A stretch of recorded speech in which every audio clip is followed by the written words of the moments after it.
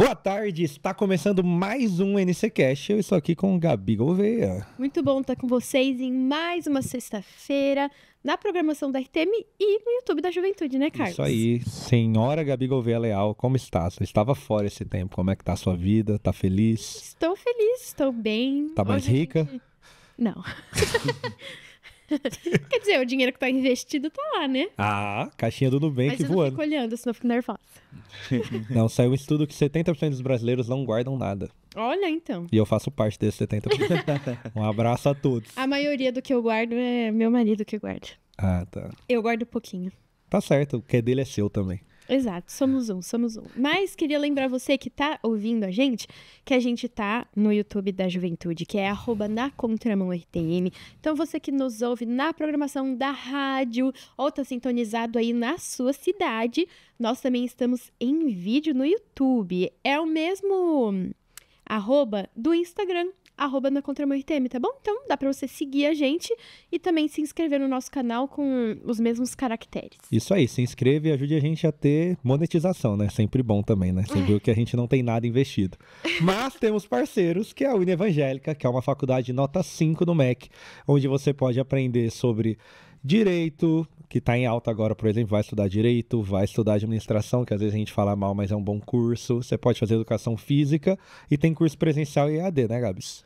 Exato, são mais de 40 cursos lá e você pode fazer o que você quiser de casa, então vale muito a pena. A gente vai deixar aqui na tela também, na descrição do episódio, o site da Uni Evangélica para você poder entrar, conhecer e escolher o seu curso favorito. Isso aí.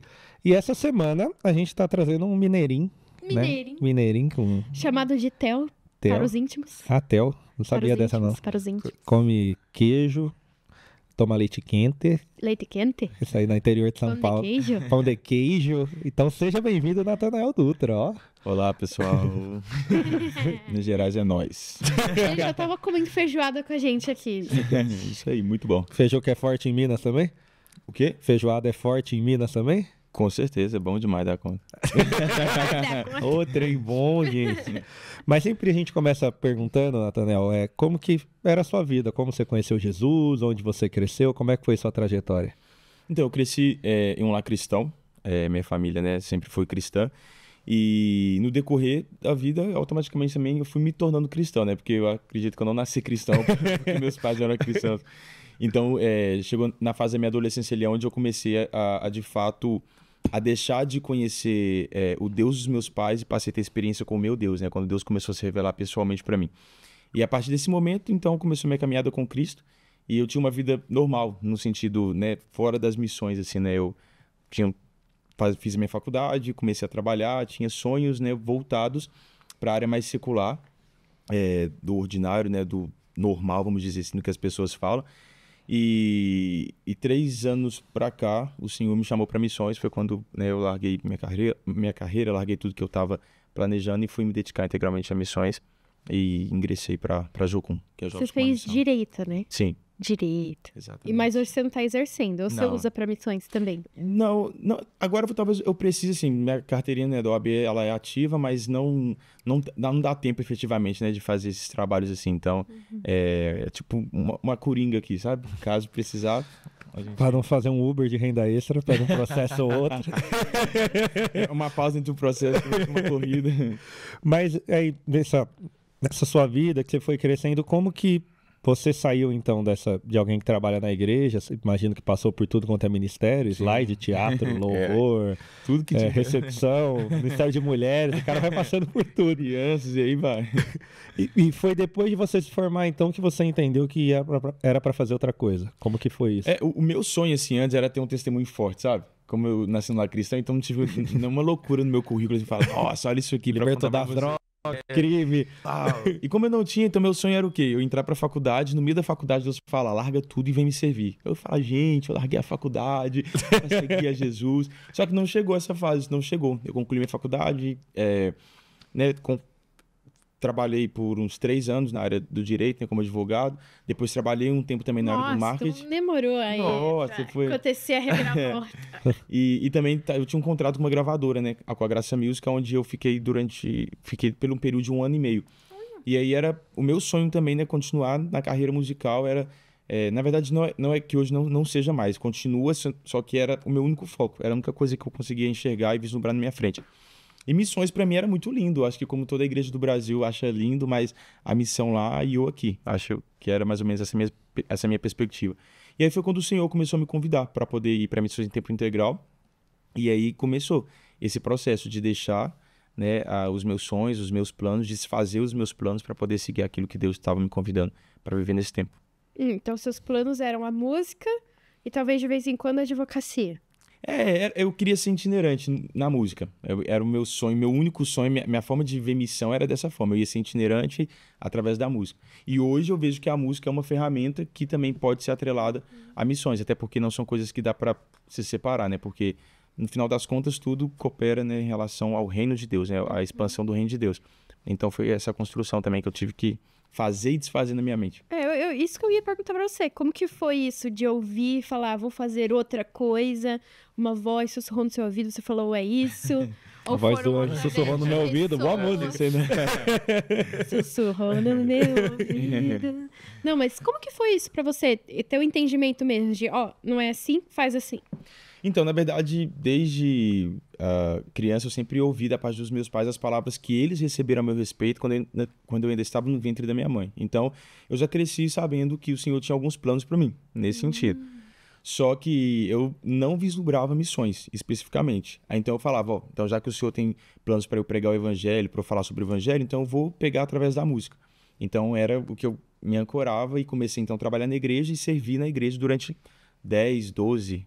Não, na verdade, só nessa igreja eu fiquei uns 18 anos, então, tipo, durante a infância 14, toda, minha adolescência para fase adulta toda, eu servi na igreja. Então, a minha perspectiva era pregar e ministrar o louvor. Era a única coisa que eu me via fazendo em missões. Eu enxergava essa como minha missão. E foi quando, então, o Senhor começou a... Na verdade, o meu primeiro contato, eu fui para o evangelismo de carnaval em Ouro Preto, Minas Gerais, com a Jocum, com o tio Pedro. Eu não era... trabalhava, né, só fui nesse período de carnaval, e a gente foi evangelizar, e quando chegou nesse evangelismo, o Senhor começou a me confrontar em relação à minha vida, como eu estava levando e como eu estava vivendo a minha vida. E eu falei, tem alguma coisa errada, acho que eu estou perdendo a minha vida aqui, e foi quando o Senhor, estranhamente, começou a mover meu coração para esse lugar de missões, que era uma coisa que eu não vislumbrava, uma coisa que eu não imaginava, e era totalmente fora da minha rota. E aí, nesse caminho, eu comecei a entender que o Senhor estava me direcionando. E foi, como você me perguntou, né? Foi uma voz. Eu não sei te explicar, foram acontecimentos. Coisas foram acontecendo, fui tendo uma conversa com uma pessoa, aí abriu um pouco minha mente.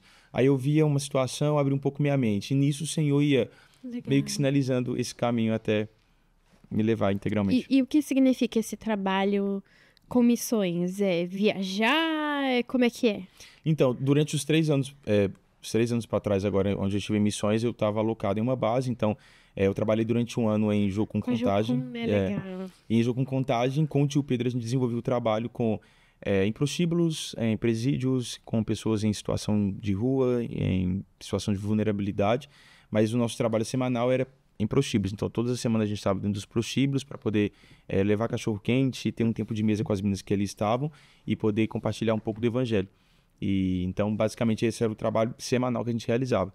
Hoje, agora, como eu não estou mais como obreiro, né, fixo em Jocum, eu ainda estou ouvindo ao Senhor sobre os novos passos, enquanto isso, servindo as igrejas que têm me convidado para poder falar sobre missões e, enfim.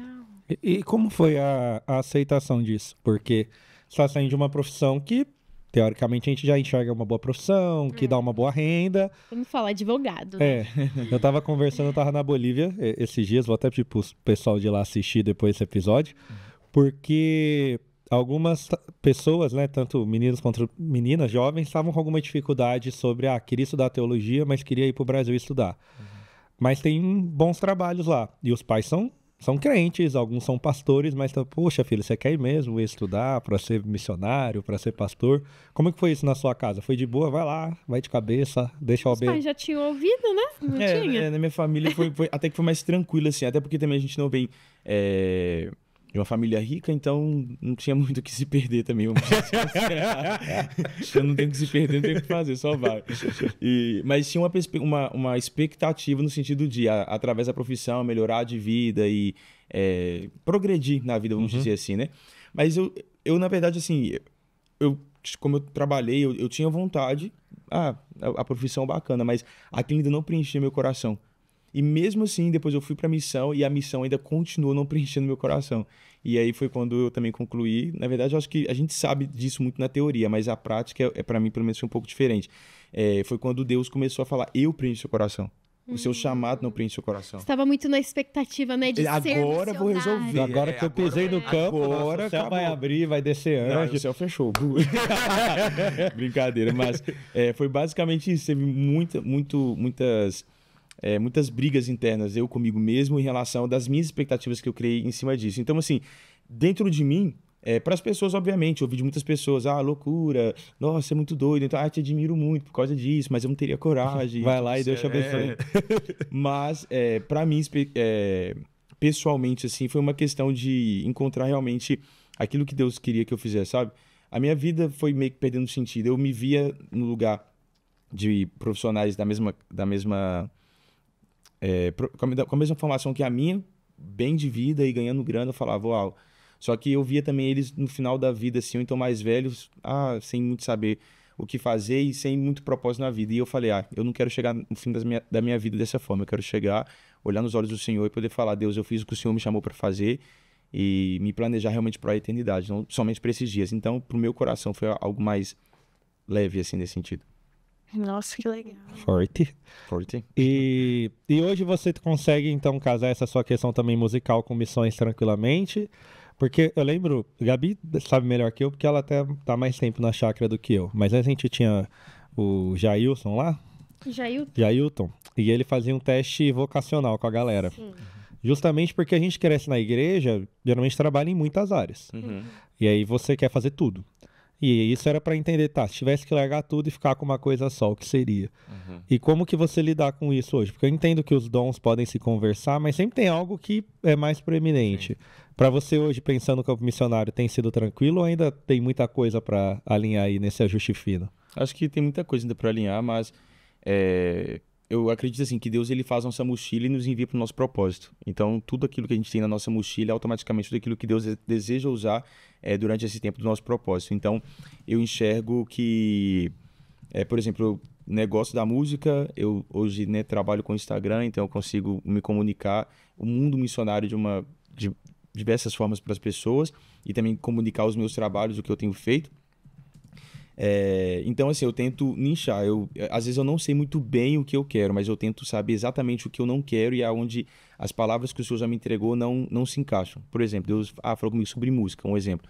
Aí eu vou trabalhar com jornalismo, por exemplo. Nada contra, mas... não fale contra aqui, que senão você vai... Total respeito, galera.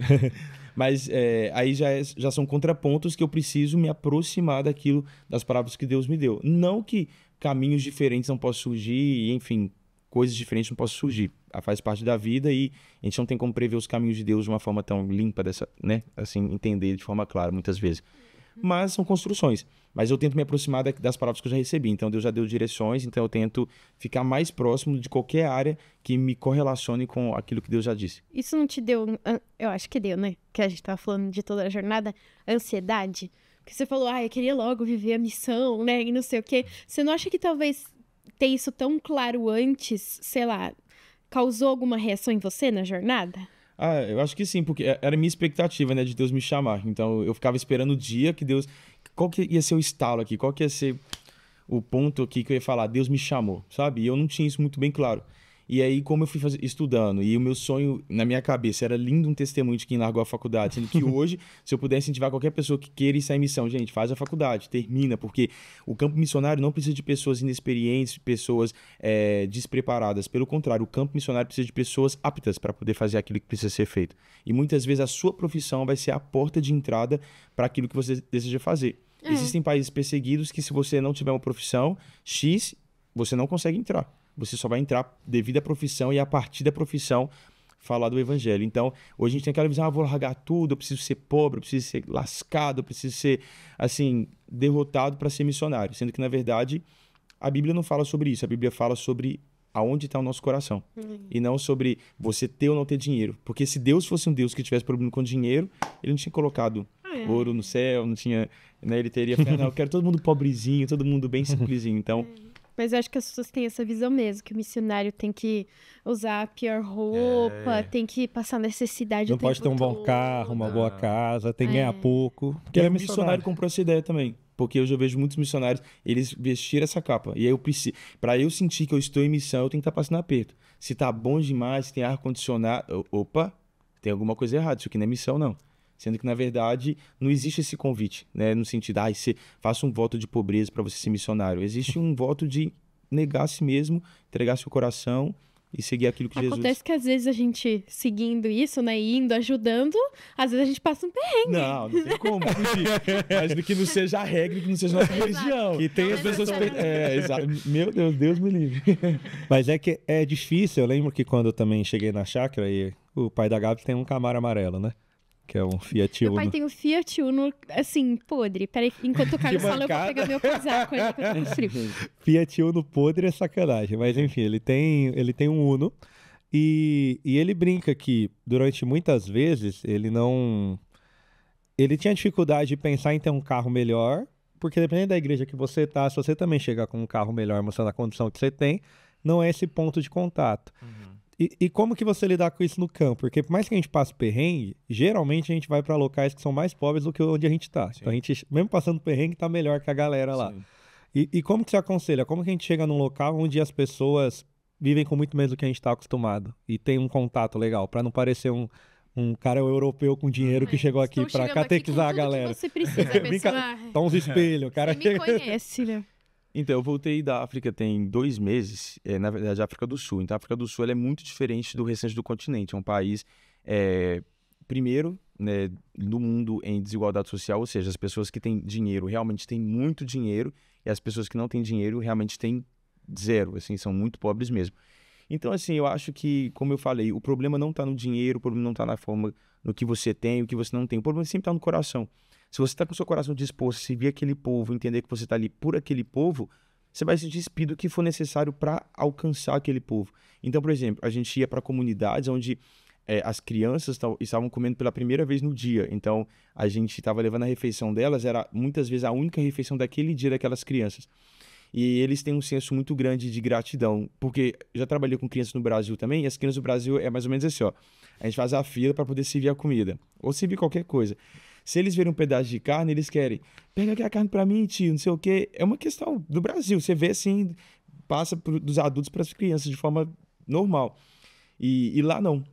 Lá eles têm um senso de gratidão muito grande. E de olhar o que você colocar, eles falam, ok, obrigado. Eles não vão voltar, não, ok, obrigado. Se você colocou 3 pro que tava na frente dele e 1 para ele não vai questionar. Por que você colocou 3 para ele? Obrigado.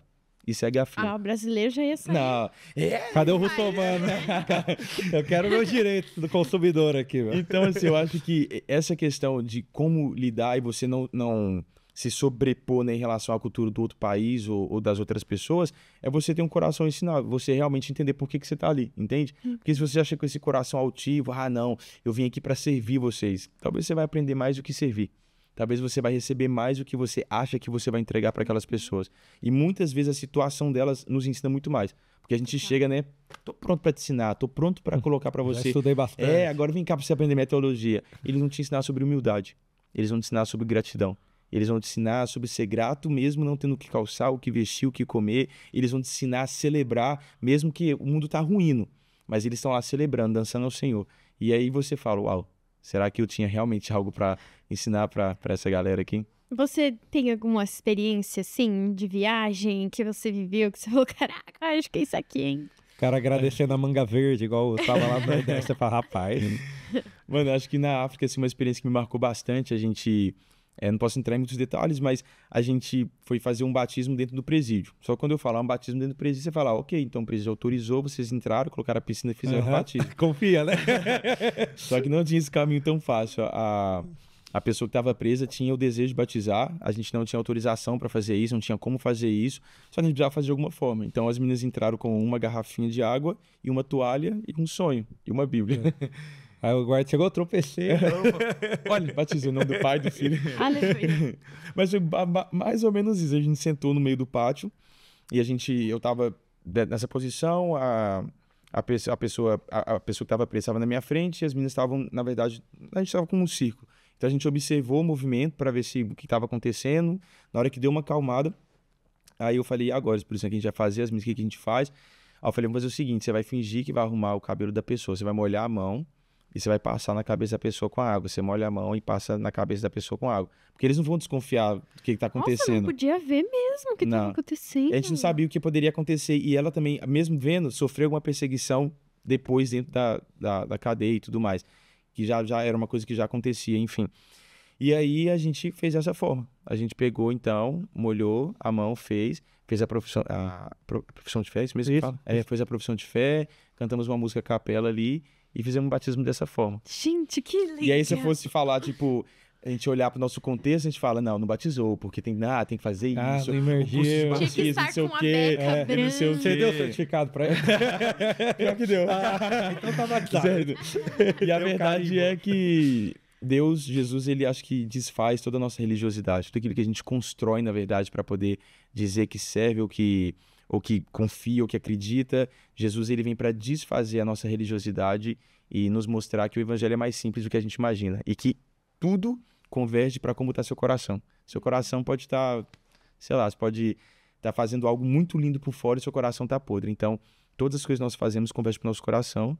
E Jesus, ele vai, né, quebrando as nossas pernas ali, tirando a nossa religiosidade do altar. E como que você entendeu, assim, essa questão de qual campo atuar? Porque a gente tem aqui na casa, o nosso finado Shed, ele tinha uma frase muito interessante que perguntaram para ele uma vez, quando você sentiu seu coração chamado para ir para o Brasil, né? Ele falou, nunca. Ele falou, eu queria evangelizar, teve a oportunidade, eu entendi de Deus que era bom. Falei, não, vou pra lá porque lá acho que vai ser bom. Como que você lidar com isso no coração? Porque às vezes eu vejo que muita gente fala, estou me preparando para o missionário. Alguns têm muito claro, vou pra tal lugar e eu não vou pra outro lugar se não for aqui. Ele morre, mas não vai pra outro lugar. E tem outros que meu Deus, me envia pra qualquer lugar porque eu não sei pra onde ir. Como que funcionou pra você esse processo? Então, Deus me deu uma palavra sobre um país específico. E eu fui tentar o visto desse país. Fui tentar, foi negado. Falei, e aí, Deus? Ajuda nós. Você me deu a palavra, me deu o visto, a sua comunicação tá quebrando o céu aí. Quem é que tá errado aí, meu? E aí, eu vi Deus mudando a rota. Aí foi quando eu fui pra África. A África nunca foi meu sonho. Na verdade, como missões nunca foi meu sonho, então eu nunca tive essa vontade. Quero fazer missões na África. Eu nunca pensei nisso, nunca foi nada parte dos meus planos, assim. E aí, a questão do inglês, que eu precisava de estudar, então eu fui pra África do Sul pra estudar e servir de alguma forma nesse período. E aí, eu falei, peraí, Deus já me deu a palavra sobre o país. Eu tentei entrar, não é o tempo ainda. Então, eu vou me preparando com as outras coisas que me faltam. Me faltava o inglês. Eu falava, então, eu vou estudar o inglês. E aí, não teve uma misticidade, assim, uau, sabe? Uma parada pra descer, assim. Literalmente, eu tinha, as palavras de Deus já tinham compartilhado, uma porta se fechou, mas eu falei, eu preciso continuar perseguindo a palavra que o Senhor me deu. Então, se um dia eu acredito nessa palavra, que eu vou estar nesse país que o Senhor falou comigo, não sei pra quê, quando, enfim, então eu vou me preparar. Então, basicamente, eu acho que é não engessar meio que o caminho, saca? Você não colocar, tipo, não, é esse caminho, então eu não vou. Pode ser que Deus tenha rotas diferentes. Pode ser que seja necessário passar por Samaria, sabe? Pode ser que seja necessário passar por lugares que você não planejou. Porque Paulo mudou de rota, não tá escrito, né? Exatamente. Então, Isso é verdade. se você tá aberto, Deus vai, tipo, fechando umas portas e abrindo outras, assim, pra te levar em direção ao propósito que ele tem. E você indicaria, assim, pra alguém que talvez ouviu o que você ouviu desde criança ou se interessa e fala, nossa, eu queria, sei lá, gastar um ano ajudando, ou talvez realmente fazer algo que eu pudesse estar servindo em missão. Por onde começar? O que fazer? Você teve que esperar muito tempo, mas eu acho que você tinha um norte, até que encontrou Jocum também, Sim. foi?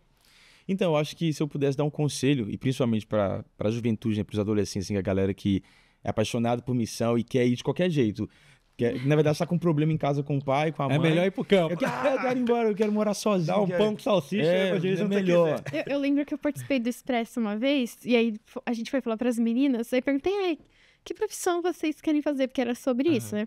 Aí a menina levantou a mão, eu vou ser médica missionária. Aí a outra falou, né, mas você sabe que você tem que cuidar da sua mãe tá doente, então você tem que ficar aqui. Eu vou ser médica missionária, eu vou fazer missões. Aí a amiga, mas a sua mãe, ela, eu vou fazer missões. Eu falava, meu, será que já não é um campo cuidar da sua mãe? O marido dela que cuide. Então eu acho que o lugar pra gente começar, como você colocou essa história, é em casa. E em casa, que eu digo em casa, nossa casa, com nossos pais e na nossa igreja. Porque, na verdade, foi onde eu comecei. Eu comecei com movimentos evangelísticos na minha cidade, eu comecei servindo da minha igreja, como você falou, em todos os ministérios. Acho que todo mundo que cresce em igreja, você passa por todos os ministérios da igreja. E a igreja, a minha casa, foram a minha escola, foi onde me prepararam para o campo missionário. Se hoje talvez eu não tive que passar por tantas etapas dentro do campo missionário, ou talvez amadurecer algumas coisas no campo missionário, foi porque eu decidi fazer da minha igreja, fazer da minha casa o meu campo missionário. Então quer dizer que você foi perfeito? Não. Quer dizer que eu errei muito, quer dizer que eu quebrei muito a cara, que eu magoei muitas pessoas, que eu falei muitas coisas que não precisava, mas que me formaram para quando eu chegasse ao campo missionário de forma integral, eu tivesse com o meu coração, com a minha mente, com a minha maturidade mais preparada. Então, acho que começa arrumando sua cama, começa obedecendo seu pai e sua mãe, que coisas que eu demorei para aprender e fui amadurecendo com o tempo. Começa lavando o banheiro, começa pondo lixo para fora, começa indo para a célula, começa sendo comprometido com o ministério de louvor que Deus te deu, começa sendo comprometido com a pequena célula que você tem, começa comprometido com o grupo de oração lá na sua escola. Começa dessa forma. Dessa forma a gente começa a missão.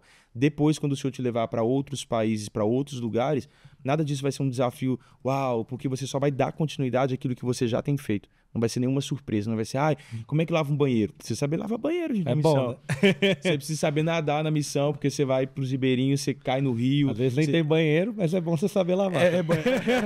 Exatamente. Então, assim, são coisas muito importantes que você vai aprendendo na sua casa. É interessante isso, porque eu creio que, assim, a validação da sua família e da sua igreja local é um ponto importantíssimo no seu ministério. Sim. Eu até creio que há exceções, né? Já até comentei algumas vezes, a minha ida para o seminário foi um certo rompimento com a minha família em algum momento. Mas você precisa ter muita convicção do que você está fazendo para ter essas rupturas. Então, eu acho muito estranho você falar, eu vou ser um pastor, eu vou ser um missionário, mas a sua igreja local olha e fala, olha, acho que não vai estar dando para esse rapaz, não. É verdade, né? Essa questão com a igreja local, acho que é bem delicado, porque vão existir, acho que, na minha perspectiva, duas frentes. Aquela igreja que vai colocar empecilhos porque ela não quer que você saia, e aquela igreja que vai, tipo, te enviar. E aquela igreja que vai, tipo, pra mim tanto faz, que vai ser indiferente, que vão ter todos os tipos aí, vão ter muitos tipos aí que a gente poderia discorrer aqui. Mas especificamente sobre esses pontos, assim, eu acho que é uma dificuldade muito grande você... eu acho que não é uma regra, porque pode acontecer de você ser uma boa pessoa, ter caráter, ser um bom membro, e mesmo assim não ter apoio e não ser enxergado como alguém, como missionário pela sua igreja, pela sua comunidade. Mas é muito difícil, talvez, ninguém te reconhecer como isso. Tipo assim, ninguém. A igreja inteira, sua família, todo ninguém. Mundo deveria, né? Entende? Fecha essa igreja aí. Ninguém. Será que você é tão ruim assim, ou você é tão bom que ninguém tá conseguindo enxergar, entende? O potencial que você tem ali. Então, assim, depender da aprovação da igreja pode ser perigoso a depender da situação, porque igrejas menores tendem a tentar segurar bons membros. Eu falo membros que servem vários ministérios, bons músicos, enfim, tende a segurar, naturalmente. Então, não pode aparecer um projeto missionário, vai todo mundo, vai. Aí não vai ter ninguém no culto, manda todos os bons e fala, pra quem ficar, você tem que ficar melhor ainda agora.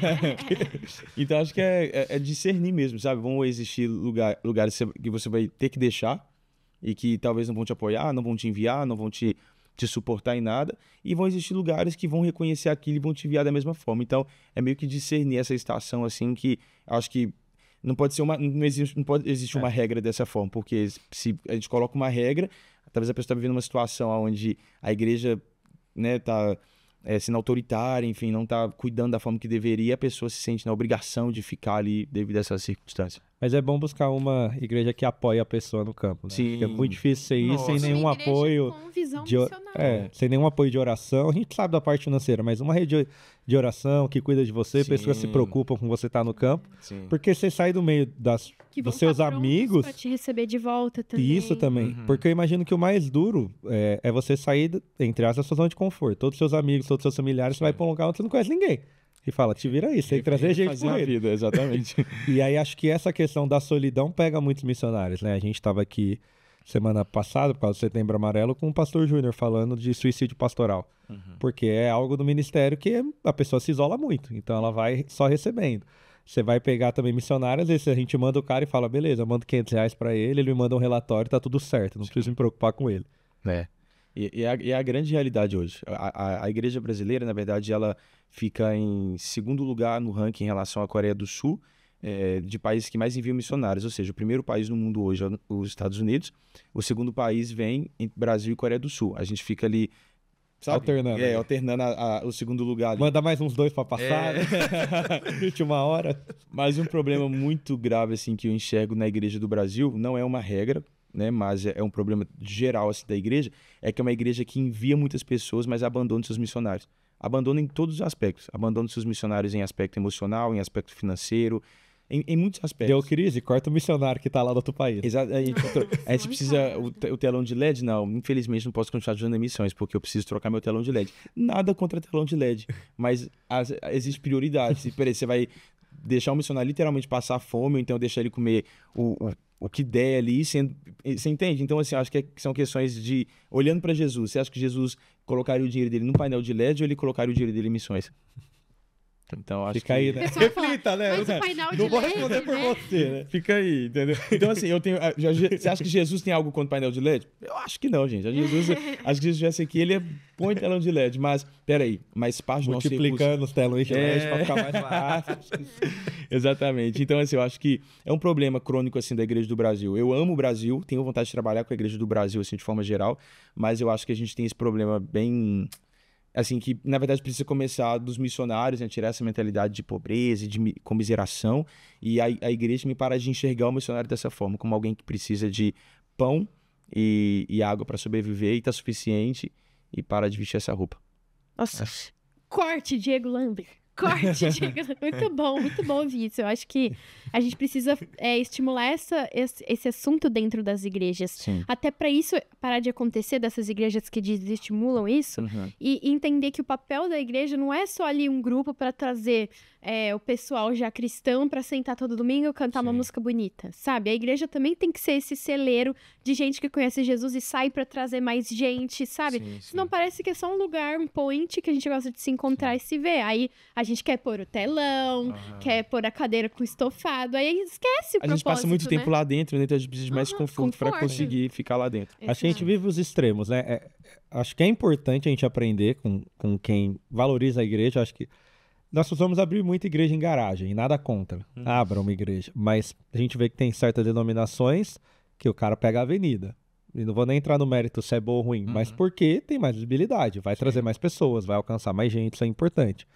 Mas a gente parece os dois extremos. Ou eu preciso investir muito na estrutura porque eu preciso alcançar gente, ou também tudo bem. Se o meu som for uma porcaria, se eu parecendo o carro do ovo, o pastor pregando, vai falar, não, você precisa... Pamonha.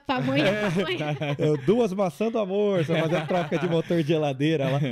É importante ter essas duas coisas. Acho que a gente perdeu a simplicidade de que uma igreja nova pode ser embaixo de uma árvore, beleza? Se eu sentei com 2 novos convertidos e a gente tá falando de Jesus, uma nova igreja tá se abrindo. Se eu batizei com a garrafinha de água. Amém. Se o guarda não pegou, melhor.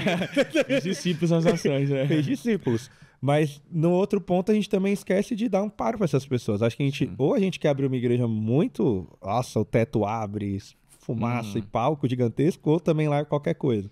Eu acho que tudo bem, pode ser em qualquer lugar a igreja, deve ser. Jesus fazia isso. Mas também tem a excelência, né? E apoia, porque é a mesma coisa. Você largou um missionário lá, você mandou ele abrir uma igreja. Aí ele faz o trabalho, o Espírito Santo também só abre uma igreja. Você vai apoiar essa igreja? Sim. Você largou lá, se vira. Você abriu a igreja aí, você falou, foi num país onde uma parte da população é rica ou está extremamente pobre. Essa igreja não vai ser autossustentável. Sim. Quem enviou entendeu que a gente vai abrir uma igreja, vai sustentar uma igreja. Acho que falta isso muito na nossa visão missionária.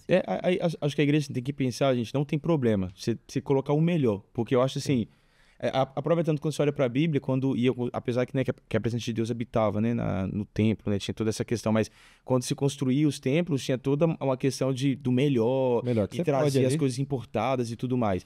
Acho que não tem problema na estrutura. O problema é quando a gente começa a esquecer, a gente foca demais na estrutura e começa a esquecer daquilo que é essencial. Entende? Então, assim... A estrutura é pra ganhar gente, mas eu esqueço das pessoas. E eu fiz até um vídeo esses dias, assim, com uma crítica, porque, na verdade, é um ganhar gente, assim, de superlotar, porque a gente não discipula essas pessoas, a gente não direciona essas pessoas, não é ganhar, a gente, assim, só quer números, entende? Ativismo ali. Um ativismo de colocar mais gente e de criar aquele point agradável com mais pessoas, sabe? Então, assim, sendo que existem pessoas que vão estar no campo missionário e em lugares extremos, igual tem amigos que estão na Ilha do Marajó. Eles vivem lá. Eles abriram mão da vida deles para estarem lá integralmente, não por 10 dias, como a gente vai e passa lá 10 dias e ajuda, não. A vida, eles estão construindo a vida lá. Esses missionários, eles precisam que a igreja entenda, a gente precisa sustentar eles, mas não sustentar para que eles tenham uma vida miserável, mas para que eles tenham uma vida digna. E o que é dignidade? Num lugar como aquele, ar-condicionado é necessário, porque é muito quente. Então, não é luxo. Luxo pra você, porque você gosta. Aí vem a comiseração. Porque você tá aqui em São Paulo fazendo 12 graus, Tá maravilhoso pra você. Agora você vai pra lá com quase 40 graus, pra eles o ar-condicionado é essencial. Eles precisam de quê? É dar dignidade, sabe? Não é dar nada mais, nada menos do que dignidade, porque colocando isso na cabeça, não, a gente pode ter o telão de LED aqui, mas a gente manda R$500 pro missionário. É isso? Então, tá fazendo o seu melhor? Beleza. Porque a igreja, eu acho que vai chegar um dia. Eu não falo igreja brasileira, a igreja como corpo de Cristo. A gente vai prestar contas. Porque nós somos mordomos daquilo que o Senhor nos confia. Então, o seu dinheiro, aquilo que você tem, se você considera que é para você ficar mais rico, então, quando o Senhor, no último dia, solicitar as suas mãos, você fala para ele, tá aqui, Deus, ó, comprei tantos iPhones, comprei tantas casas, tantos carros e não sei o quê. Só que, na verdade, o Senhor fala, tá, isso aqui para mim não tem valor. Me mostra agora as suas mãos. E as nossas mãos vão falar sobre a generosidade do nosso coração, vai falar sobre aquilo que, aonde nós depositamos de fato os nossos tesouros, sabe? Então, eu acho que é o tempo, né? A igreja se despertar e não parar, gente, não é para parar. Coloca telão de LED, coloca conforto, coloca ar-condicionado, coloca carpete, coloca bancos acolchoados, coloca tudo, mas não deixa daquilo que realmente move o coração do Senhor de lado, sabe? Que o coração do Senhor não se move para a gente ficar mais rico, para a gente ter mais influência, para a gente ter mais dinheiro. O coração do Senhor se move pelo perdido. Foi os únicos movimentos que o Senhor fez na Bíblia. Ao mandar Jesus, foi por amor às pessoas. Ao fazer todos os movimentos de correr atrás do ser humano, foi por amor, não foi pelo dinheiro ou por qualquer outra coisa. Uhum. A gente falou um pouco disso, da situação da igreja brasileira, do envio, talvez da perspectiva das comunidades enviando os missionários, né? E falou de nós próprios, indo com o coração para uma direção que às vezes poderia ser outra. Uhum. Como que você enxergaria num panorama geral? Talvez não falando só de Brasil, não sei, aí você pode categorizar. Quais seriam os principais desafios hoje para que o missionário do campo consiga executar o trabalho mesmo, assim? Além desse envio e desse ir próprio, né? Então, eu acho que o que falta para os missionários hoje no campo estarem bem mentalmente, conseguirem cumprir as suas missões, talvez não ter que preocupar com o que eles vão comer, por exemplo. Ter um trabalho secular para conseguir... E nem digo porque às vezes não dá tempo, mas eu falo assim, o missionário tem um suporte suficiente onde ele não tem que preocupar, amanhã eu vou ter o que comer. A gente sabe que o Senhor vai prover. A gente sabe que Deus vai prover, mas explica para o nosso emocional, explica isso para... É natural pra gente. Exatamente. A gente sabe que vai, mas tá fechando o mês, não chegou o dinheiro da conta. Você quer ir para esse lugar de confiança. E é que nem a gente tava falando, se tiver com fome e for negar, vai ficar com a cabeça toda... Exatamente. Tá aí imagina, você é um pai de família, você tem uma família no campo missionário. Aí você não tá pensando só em você, porque você fala, mano, eu vou se virar, tô aqui. Aí você pensa, meus filhos não vão ter que comer. Você começa a entrar em parafuso. Tenho comida até amanhã só, e aí depois? E isso é assim, a coisa mais natural do campo missionário. Só que se a igreja entendesse o papel dela no campo missionário, o missionário estaria preocupado. Qual novo projeto eu vou fazer? Qual nova tribo nós vamos alcançar? O que nós vamos começar de novo amanhã aqui na comunidade? Não, o missionário está pensando, o que eu vou comer? Ah, tá, mas a Bíblia fala, não andeis ansiosos. Então pega a sua teologia e me ensina como é que você vive ela tão perfeita assim. Porque para mim, que sou humano, não funciona tão prático assim. É um exercício onde eu tenho que ser levado para a dependência de Deus, com toda certeza, mas é uma caminhada onde eu estou aprendendo como você. Você pode me ajudar a ficar mais fácil. Exatamente. E a igreja tem essas ferramentas, a igreja tem tudo, entende?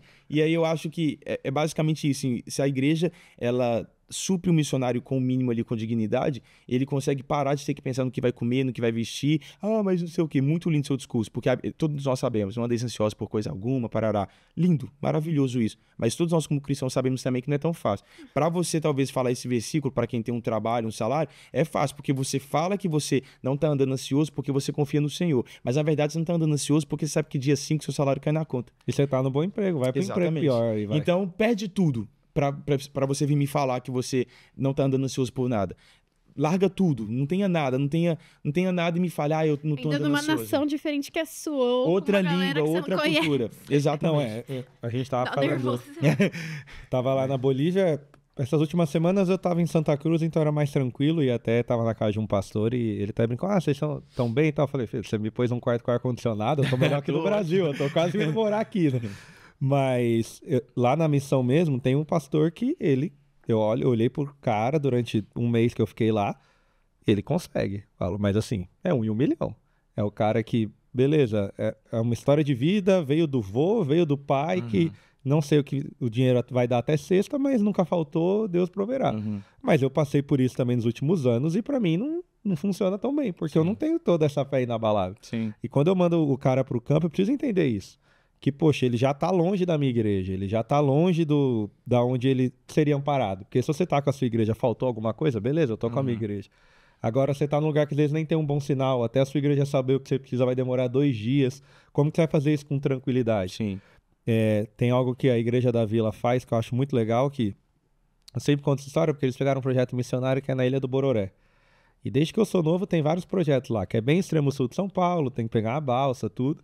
E os missionários iam de fim de semana, ia de vez em quando, e o trabalho nunca avançava. Se mantinha, mas não crescia, porque não tinha ninguém lá. Mas não tinha ninguém lá, porque não tem ninguém também para bancar alguém lá. E aí um pastor falou, eu vou. O rapaz que ainda nem era pastor, ele foi com a família. Essa igreja que é um pouco maior, ele falou, não, mas não pode. O cara vai ficar numa situação indigna com a família dele. Adotou o cara e falou, você é pastor dessa igreja agora por tempo indeterminado. A gente vai bancar você igual banca o pastor aqui. Sim. Então o cara tem uma vida digna, ele pode trabalhar. E quando a gente foi lá, a igreja já tinha um espaço novo, já tinha um trabalho com o Ministério de Jovens, estava comprando terreno. Por quê? Porque agora ele está preocupado em fazer a igreja avançar. Sim. Porque uma igreja maior olhou e falou, cara, você é nosso, não se preocupa com o dia 5. Vai ter na sua conta. Sim. E se não for o suficiente, você avisa porque a gente vai bancar. Seria sonho ter isso no campo missionário. Né? Nossa, e são poucas instituições, são poucas organizações missionárias e igrejas também que conseguem se organizar para poder proporcionar isso ao missionário de forma geral. E eu falo assim, é porque é um campo bem delicado, né? Porque a gente for falar, tipo, não, o missionário ele tem que confiar em Deus. A gente tem aprendido a confiar. Eu, particularmente, eu sempre vou me questionando ao Senhor, mas é uma questão que a gente vai construindo. Eu vou só contar uma experiência rapidinho, como foi a minha questão de aprender a depender do Senhor. Eu sou negro, obviamente, quem vai conseguir enxergar. Só quem tá na rádio, @ na contramão, RTM, você consegue ver. Entra no Instagram que você vai ver. Que eu sou... E aí, eu sei muito bem o que é o olhar de desconfiança das pessoas. Eu sei o que é chegar num lugar e a pessoa... É um segurança particular. Eu sei o que é a pessoa ficar no corredor me olhando. Eu sei o que é isso. Eu sei na pele, eu não sei de contar, eu sei. Porque eu já passei por essas situações.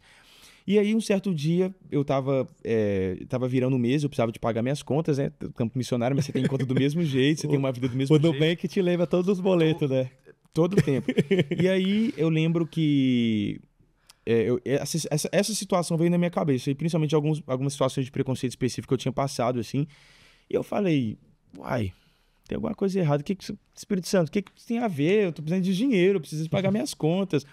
E ele falou comigo assim, você lembra da sensação de como que é esse olhar de desconfiança das pessoas? E eu comecei a lembrar de várias situações, onde eu lembro de um segurança, onde eu lembro de segurança chegando, tudo assim, de uma forma sutil, nada pegando em mim, nada, mas sutil, mas eu sabia o porquê.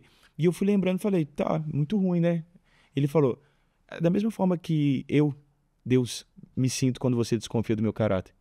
Porque todos os meses você desconfia do meu caráter, você desconfia se realmente eu vou cumprir a palavra que eu te dei, se realmente eu vou prover da forma que eu falei que ia prover. E esse olhar que você recebe é tão ruim que eu não sei o que fazer. Eu chego pra pessoa e pergunto, algum problema? Eu não sei o que fazer, eu fico, tô fazendo nada, moço, não peguei nada, eu tento mostrar que tô limpo, entende? E Deus me colocou nesse lugar de sentir a mesma coisa que ele sentia, porque é a mesma coisa, eu falei com você, eu vou fazer isso. Aí você vai mesmo? Será? Não, você falou comigo que vai. Eu já falei que eu vou. Liga de novo, você vai amanhã mesmo. Aqui você confirmou. Então, assim, a gente colocar Deus nesse lugar de desconfiança. Então, não andei ansioso por coisa alguma, né? Que a gente tá falando sobre esse ponto.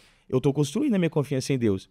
Mas é um passo de cada vez, não tô pronto ainda. Então, vão chegar vezes que eu vou desconfiar de novo. Vão chegar outras situações que eu vou falar, agora Deus vai falhar. Aí Deus vai lá e mostra a fidelidade dele. Mas a igreja, ela podia minimizar essas questões do missionário, sabe? E ela tem toda a condição para isso, porque se a gente investisse o que a gente investe em coca hoje, como cristãos no Brasil, estaria tudo resolvido para a proporção de número de missionários que a gente tem. Então, esse lugar de dependência é o lugar que todo missionário o Senhor nos leva para esse lugar, porque Ele não chamou só missionários para viver na dependência, Ele chamou todos nós. Porque se você acredita que é o seu salário que te sustenta, que é o seu salário que provê para você, você não está confiando em Deus, você está confiando no seu braço. E o convite da palavra é: confie em mim, descanse em mim, eu sou o provedor, eu sou aquele que faz todas as coisas. Então, todos nós somos convidados para esse lugar de dependência. O missionário eu acho que um pouco mais, mas todo mundo. Mexeu da Coca-Cola é bancada, né? Já cortar tanta coisa, agora tem que cortar a minha coca. Você não aguenta Não tem mais. problema. Você não aguenta mais um mêsinho. Cada coca que você beber, você manda uma coca pra mim também. Dobra o valor da Coca. Quando todo você comprar, você manda outro valor pra missões. Resolveu o problema. Para com a Coca, não. Coca, né? Tá ficando caro. Cada Coca que eu comprar, eu dou um valor. Isso, dá um valor pra missões também. Aí você vai equilibrando. Podia fazer a campanha Vamos da levantar essa Coca-Cola. hashtag, ó. Gente, Coca-Cola pra missões. Coca-Cola, patrocina nós, que agora a gente vai fazer os dois. Vamos com a logo. Imagina a Coca, uma logo aqui. Consegue ver? Patrocina. Mas isso que você falou é algo interessante. A gente na questão racial, a Jacira fala muito sobre isso, né? A gente teve uma entrevista com ela rápido lá no Target, em Alphaville. Ela vai estar aqui semana que vem. Aí, ó. Forte. Graça. Ela é muito legal. E trazendo para a questão da igreja agora, porque a gente passa pelas igrejas, a gente sabe que tem, claro que tem, mas é que parece que é algo tão óbvio também. E como lidar com isso também num campo missionário? Isso também você leva em consideração? Porque dependendo do país que você for, pode ser que isso seja ainda pior do que é no Brasil. Sim. Na África do Sul ainda eu acho que é um pouco mais forte, porque lá é...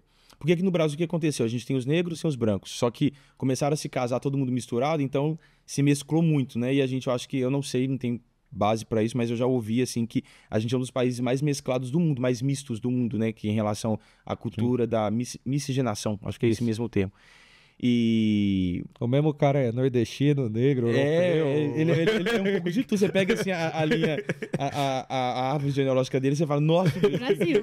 Brasil mesmo. E lá ainda não, lá ainda assim, os brancos, que no caso são brancos do olho azul, loiros, e os negros, que são bem retintos, eles continuam separados. Então os negros continuam se casando com os negros e os brancos com os brancos. E existe o preconceito, porque lá, na verdade, ainda é muito novo, né? Novo no sentido de são 30 anos desde o apartheid. Então, são 30 anos desde que as pessoas pararam de frequentar igrejas separadas por causa da cor. São 30 anos onde as pessoas podem andar nas mesmas ruas, nas mesmas calçadas, porque eram separados também nesse sentido. Então, são muitas questões que, pra gente aqui ainda é mais sutil, assim, que lá ainda é muito forte. Você vê nitidamente, assim, muito forte. Então, assim, aqui no Brasil, eu já sei como lidar, no sentido de... Hoje eu tô mais disposto, assim, também depois de ganhar mais conhecimento, enfim, de confrontar a pessoa, falar algum problema, tá tudo certo, né? Pra pessoa também se sentir um pouco constrangida, né? Porque mesmo que ela tenha que fazer o trabalho dela, a gente sabe que o trabalho ele é feito a depender da sua cor. Isso, podem discordar, e eu nem sou militante dessa área, nem fico brigando por essa área, mas existe, e quem tá na pele vai sentir, vai conseguir falar com mais propriedade. Mas eu acho que aqui no Brasil, né, eu já tenho os meus métodos, as formas de talvez questionar a pessoa e tudo mais, mas fora, infelizmente, às vezes você tem que meio que se adequar, porque lá é muito mais forte.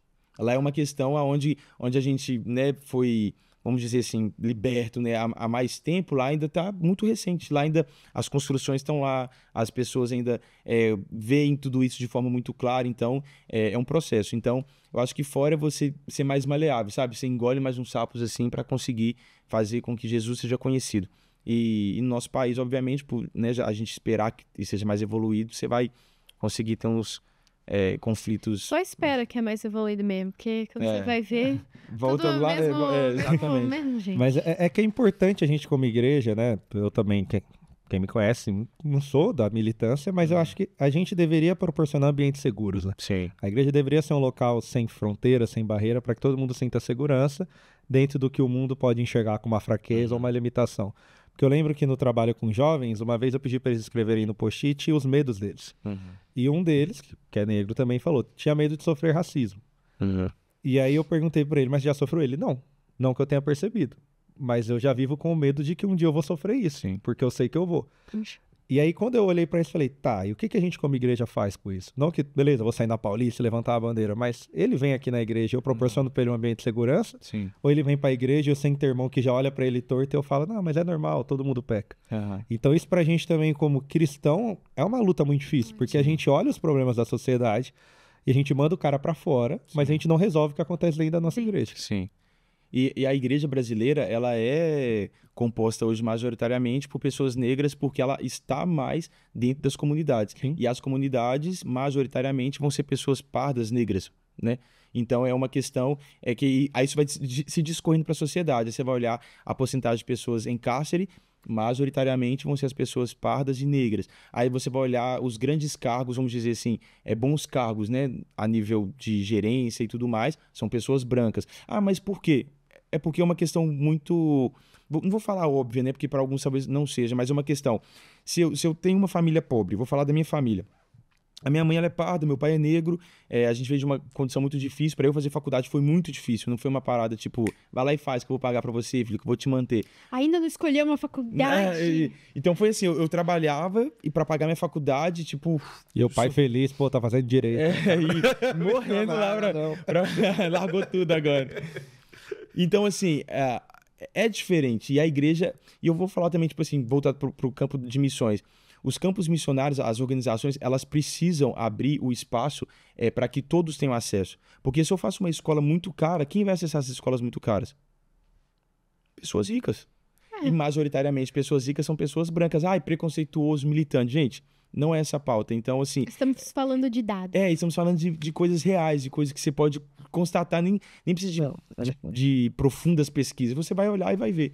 Então, assim, eu tenho uma organização missionária, eu quero que todas as pessoas tenham acesso, que todas as pessoas possam fazer missão, eu preciso fazer esse caminho um caminho acessível. Eu preciso fazer disso financeiramente um caminho acessível. 8 mil pro cara participar mensal, vai ficar difícil, né? E as pessoas que têm dinheiro vão conseguir, mas isso eu vou fazendo o quê? Eu vou segregando o grupo. Isso uma vez, uma amiga minha da faculdade queria participar de um projeto missionário e era 8 mil. Aí eu falei, amiga, mas o que você vai fazer lá? Vão ficar uma semana e cada um vai... Aí eu falei, não é possível. Mas nem todo mundo vai conseguir participar dessa missão lá. Ai, mas para... não, tudo lá. Ela fez uma lista de coisas, o lugar que eles iam ficar, a comida que eles iam comer. Eu falei, menina, que bom, então, que benção. Vai só vocês. A missão é cara, igual eu falo. Nesse período que eu tô em missões, eu viajei, tipo, para 8 países. Nunca antes eu teria essa possibilidade. Nossa, financeiramente... 8 passagens, sem contar ida e volta. E teve países que eu fui e voltei, tipo, que eu tive compromisso, Deus proveu, fui e voltei, tipo, 4 vezes. Então, assim, no sentido de ir, voltar, ir, voltar, e voltar. Entende? Então, assim, eu financeiramente não teria condições. O Senhor provê, o Senhor provê. Deus, cadê o jatinho do missionário? Senhor, até a Virgínia tem. Pode pôr uma logo dessas. Então, essa mais o Senhor decide. Mas a igreja precisa criar esse caminho acessível. E eu não tô falando que, então tá, vamos baratear tudo. Não, faz com excelência o que você tem que fazer, faz o melhor que você tem que fazer. Mas cria um caminho acessível onde as pessoas que não têm condições, elas também consigam acessar. Elas consigam ter um lugar para se sentar à mesa. Porque o Senhor, que tem uma mesa perfeita, ele abriu espaço para todo mundo. Aí você que é o bonitão agora, só porque você tem grana, você quer segregar e decidir quem senta e quem não senta à mesa? A gente sabe que tem diferentes pessoas para diferentes públicos. Sim. E claro, precisa de gente que também tenha a grana, porque a gente não vai chegar no cara que tem muita grana. A gente nem frequenta o mesmo lugar. Mas eu acredito que a gente precisa muito disso, mas eu acho que eu sou um pouco incrédulo também. Porque eu olho e falo, não sei se dá na prática. Porque eu acho que é natural nosso fazer essa segregação em algum momento. Eu lembro que durante um tempo, e não é falando da igreja, nem vou citar o nome para dar problema, mas minha irmã é numa outra igreja batista também que tem mais grana. E eu lembro que a gente estando lá, ela não conseguia fazer parte. Muitas vezes, não só porque o grupo não a recebia, o grupo até a recebia, mas o grupo não tinha o tato de uma igreja de média para periferia, de entender que ela não teria a condição de participar. Porque acabou o culto, de última hora. Rico. Eu tenho que me organizar esse mês aí pra ele. Última hora eu vou no Habib's com cupom e olha lá. Então, assim, eu via que não era um senso daquelas pessoas. E isso, às vezes, eu também tenho um pouco de desesperança de que a gente vá fazer. Mas precisa. Porque eu olho pra nossa igreja e eu vejo que tem gente que tem esse tato de... Quando eu percebo que alguém tem necessidade, já teve 3, 4 famílias que já resolveram. Nossa, sim. Porque o meu olhar é muito lento pra isso, comparado a outras pessoas. Mas esse tato aí, pra mim, é o tato que falta pra gente do evangelho. Não é um tato social, não é um tato onde... É um tato do evangelho. Porque, vamos imaginar, se Jesus ele tivesse aqui agora, o que Jesus faria? Tipo assim, que essa frase clichê... Clichê. Quase que, Aleluia! quase que solta umas línguas Desenrola. Lava a cega. Estranha. Nossa Lara Pentecostal tá rodando lá atrás. Mas essa pegada de esse tato que a gente precisa é do evangelho, porque se eu não me abaixo para poder conseguir ser acessível ao outro, e eu tô sempre nesse lugar onde eu não consigo ser acessível, não, é porque a gente é para rico, é porque a gente é para rico. Nós somos chamados para os ricos, mas também para os pobres. Eu acho que às vezes nem pensa. É essa coisa que a gente Só falou vai. mesmo. É. A gente tem o costume de comer Porque na na nossa madeira. igreja é comum depois do culto o jovem sair. Sim. Tudo bem, mas um dia vai chegar um jovem que não consegue sair. Exato. E tem alguém que tem olhar pra falar, poxa, esse cara não E vai... você precisa olhar ao seu redor, você vai saber. Eu sei que você... seu pai é dono de tal empresa, seu pai é dono de tal. Peraí, você... você vem de ônibus, né? Não sei o quê. Não, vem, vamos Então, junto. quem que vai dar carona pra ele?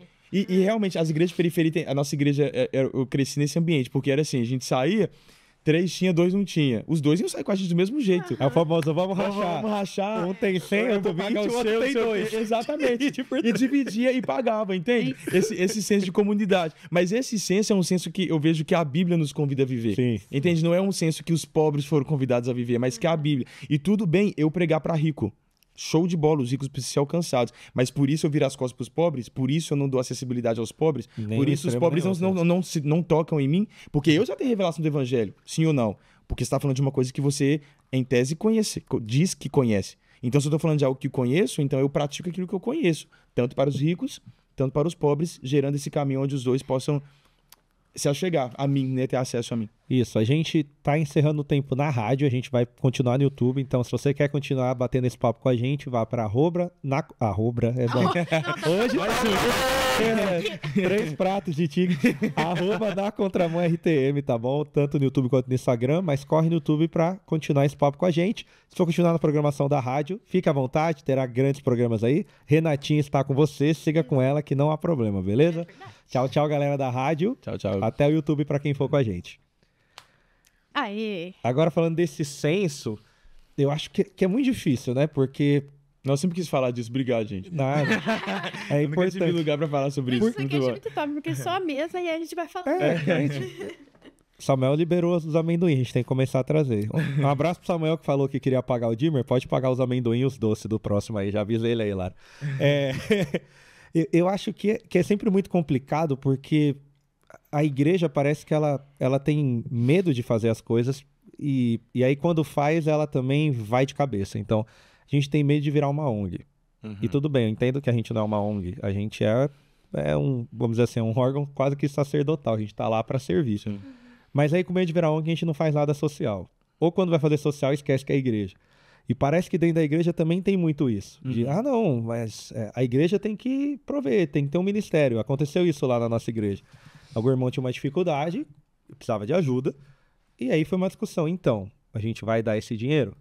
E aí alguns sugeriram, a gente precisa criar um apoio, um ministério que faça isso. Poxa, concordo, a gente precisa ter uma reserva. Mas e o irmão que tá precisando agora? A gente vai esperar criar um ministério para ver se funciona, ver se ajuda essa pessoa. O que me marcou muito na minha antiga igreja, lá na primeira de Santo Amaro, porque um missionário foi pregar e ele falou que as igrejas têm muita dificuldade com isso. E uma vez no campo ele ligou pedindo, eu preciso de dinheiro para tal remédio para uma pessoa aqui. E o pastor falou, claro, pode deixar. Ele ligou na sexta. Aí o pastor correu. E aí no sábado e no domingo aprovou e ligou pro cara, pô, vou mandar para você segunda. Aí o missionário falou, não precisa, a pessoa já morreu. Eu te liguei na sexta.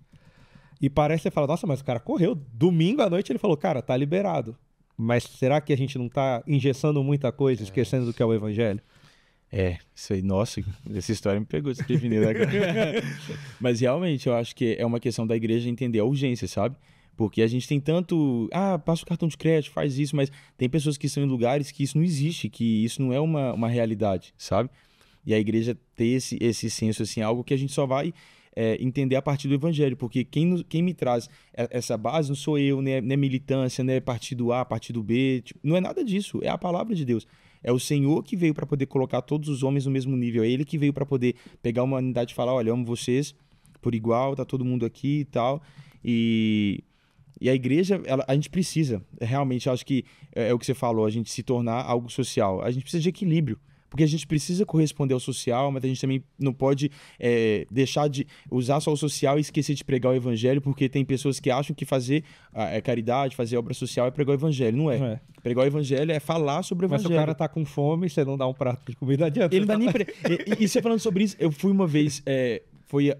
no Panamá. E no Panamá tem um cara, ele é americano, mas ele vive no Panamá. Ele criou, na verdade, ele pega o quê? Porque os indígenas lá não comiam, salvo me engano, coisas verdes. Eles não comiam, por cultura e tudo mais. Então ele começou a pegar legumes, ele dissecava esses legumes, fazia em pó e para eles colocarem na refeição. Ou seja, para eles conseguirem desenvolverem o cérebro, porque o cérebro não estava desenvolvendo da forma que precisava, para que eles conseguissem aprender a Bíblia. Nossa. Então, assim, a visão do cara. O cara tava alimentando a galera para que a mente da galera pudesse absorver melhor o evangelho, saca? Então, assim, eu nunca pensaria numa coisa dessa. Tipo, eu não tenho inteligência. Tá faltando nutriente. Ia jogar um corante ali.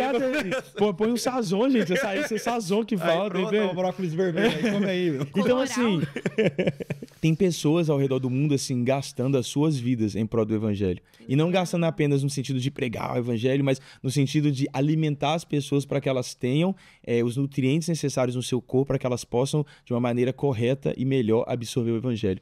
Então você pensa, mano, o que a gente tá fazendo, sabe? Falar de Jesus, mas também viver essa estruturação exatamente. de um ser humano que faz parte, né? Exatamente, que a gente é integral, eu não sou parcial, eu não sou só espírita. Fala pro meu espírito aqui agora, fala, não, eu sou integral, eu sou os três aqui ao mesmo tempo. Falou, se eu tiver com fome, não vou conseguir me concentrar. E eu não consigo mesmo, eu particularmente não consigo mesmo. Inclusive, se a gente não tivesse almoçado hoje, eu não tava aqui, ó. Mas isso de falar assim, de estruturar a pessoa é muito importante. Eu acho que talvez essa é a tarefa mais ingrata da igreja de periferia. Porque o seu pai fala muito isso, né? Que bons pais criam os filhos para os filhos não precisarem mais dos pais para nada. Então é um trabalho um pouco ingrato, porque você cria ele para ser independente. E você conta que ele vai te amar e um dia vai voltar para casa, mas ele é independente agora. E acho que uma boa igreja sofre muito com isso também. Com uma boa igreja de periferia, você vai dar a melhor alimentação pro cara, você vai incentivar ele a estudar, ele vai morar num bairro melhor e vai para outra igreja. Então também quando você olha e fala, eu vou gastar todo o meu trabalho para no final não ter esse cara aqui, essa acho que também é uma coisa muito difícil. Porque eu vejo que grandes ministérios de jovens que funcionam em periferia, vira e mexe, tá trocando toda a sua galera. Porque a galera foi saindo de lá, e isso é bom. Porque ele conseguiu fazer com que o cara crescesse ontologicamente, não é só financeiro. Ele cresceu espiritualmente, fisicamente, e ele tá agora alcançando um outro público. Eu tenho outro testemunho aí, mais um testemunho. Só mais um testemunho.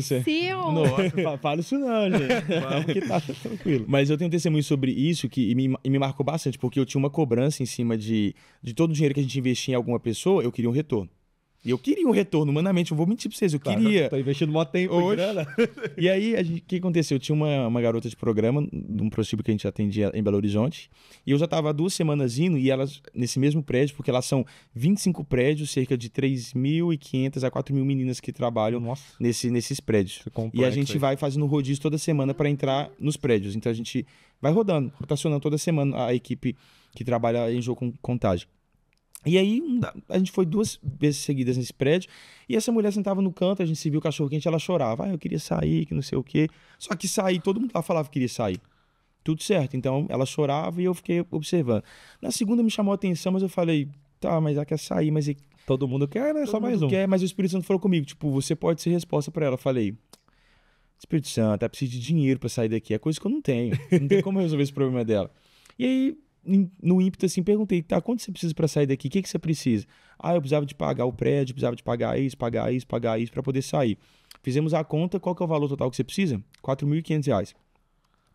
Falei, tá, Deus. Aí fiz um vídeo pra internet, postei, até amanhã do outro dia, assim, eu tinha muito mais de R$4.500. Beleza, pegamos o dinheiro, peguei a Kombi na base, corri pro prostíbulo, chegamos lá, falamos aqui, conseguimos dinheiro para tirar você daqui. Você não queria sair, porque era para pagar tudo, pagar a passagem dela para ela voltar pro estado dela, dar uma oferta para ela começar, que ela queria vender as quitandas dela, que ela cozinhava antes e tal. E era uma mulher de 60 anos, que estava há 30 anos na prostituição. Gente. E aí a gente pegou, então, pegamos então, chegamos com a Kombi, começamos a ajudar ela a juntar as coisas, juntamos. Na verdade, quando a gente chegou, não foi tão rápido assim. Ela começou a querer, assim, a dar pra trás, eu não vou. Aí eu falei, não, eu não tenho meias palavras com você. As pessoas que ofertaram, elas estão confiantes que você vai sair agora. Então, ou você vai agora, eu vou pegar esse dinheiro, vou devolver para quem ofertou e acabou. Porque o meu compromisso é esse. Você queria sair, a gente trouxe o dinheiro, a gente vai te levar embora daqui. Ana, ok. Juntamos as coisas dela, colocamos na Kombi, fomos para a rodoviária, compramos a passagem dela. A gente tem uma casa de recuperação de mulheres em Belo Horizonte. Ela ficou nessa casa durante essa noite. No outro dia, ela foi embora. Passou um tempo, eu perdi. Na verdade, a obreira, a Jenny, né, que tinha mais contato com ela, perdemos o contato. A gente não sabia se ela voltou pro prédio, a gente sabia que ela não voltou, porque a gente continuava a trabalhar lá, ela não estava lá. Mas a gente não sabia se lá no estado dela voltou à prostituição, se ela foi para outro lugar. Enfim, a gente não sabia. E aí veio uma indignação no meu coração. Eu falei, não, essa mulher, como assim? A gente pagou pra ela sair daqui e como é que ela volta pra prostituição e não dá notícia e não sei o que? Ela tem que estar com a vida restaurada e que não sei o que. E aí eu fiquei com esses questionamentos assim, aí o Espírito Santo começou. Falei assim, primeiro, que o valor nem é seu. Tudo é meu. Então, não sei o que você está reclamando de dinheiro, achando muito dinheiro ou pouco dinheiro. Não, mas eu queria investir em outras coisas. A gente tem trabalho na comunidade, tem trabalho com não sei o quê, com não sei o quê. A gente podia fazer várias coisas. Aí ele falou comigo assim, Natanael, eu paguei um preço muito alto por você na cruz. E todos os dias você volta pro mesmo pecado. Eu tô te cobrando aqui. Nossa, Exatamente. O que você acha que você, tipo assim, você tem autoridade, autonomia pra poder me cobrar ou pra cobrar se essa mulher voltou ou não pra prostituição? É muito bom essas respostas de Essa Deus, parte que é você carteirada. fez, Os caras se sentem Jó, né? Beleza. Onde você tava quando eu fiz isso aqui? Tá bom. Exatamente. E aí, depois disso, eu falei assim, o Espírito Santo me soou no meu coração que não importa, se ela voltar à prostituição, ela sabe que existe uma igreja que se move por ela. Ela sabe que tem pessoas dispostas a tirar ela de onde ela estiver. Ela foi marcada pelo amor do Senhor para sempre. Não importa para onde que ela volte, o que ela Você não faça. precisa ver o que eu tô fazendo. Eu não preciso ver. Entende? Então, assim, o nosso papel realmente é ser cooperador do que Deus está fazendo. Como ele está fazendo, como ele está trabalhando nas pessoas, como que ele está movimentando isso, Sua parte você. não é o meu problema. Aí eu falei, show, Deus, valeu. Tamo junto. Tamo junto. Até a vontade de. Meu. Na Já cara, deu.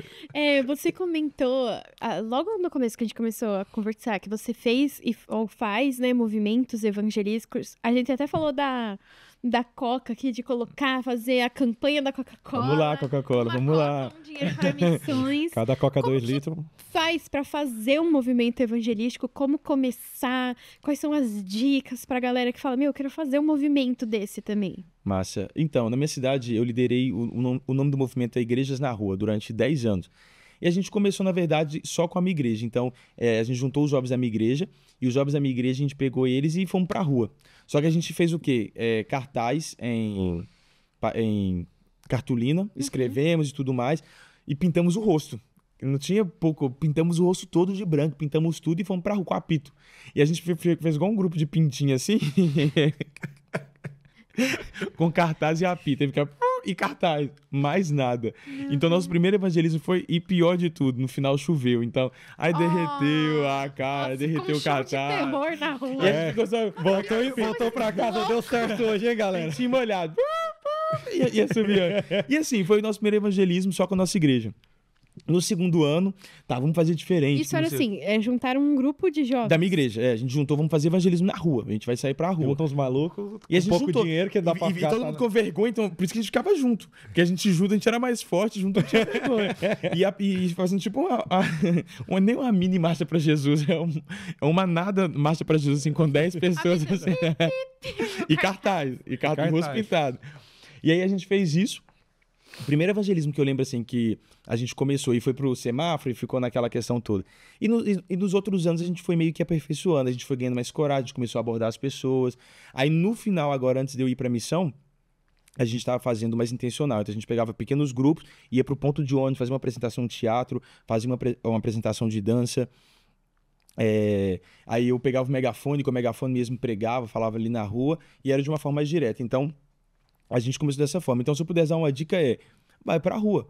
A gente não tem muitas pessoas. Só não vai sozinho, porque eu acho que sozinho realmente é muito hostil, muito perigoso assim, as ruas. Mas vai você, mais 2, mais 3, faz cartinha, pede o Espírito Santo para te dar a direção de versículos, de pessoas para você encontrar, dobra isso, coloca na mão do Senhor, porque o Senhor já tem pessoas para encontrar. Não é você que vai encontrar ninguém. Sim. É o Senhor que está encontrando as pessoas. Eu lembro que terminou a conferência de jovens da igreja e a gente fez um cestinho com vários versículos. Uhum.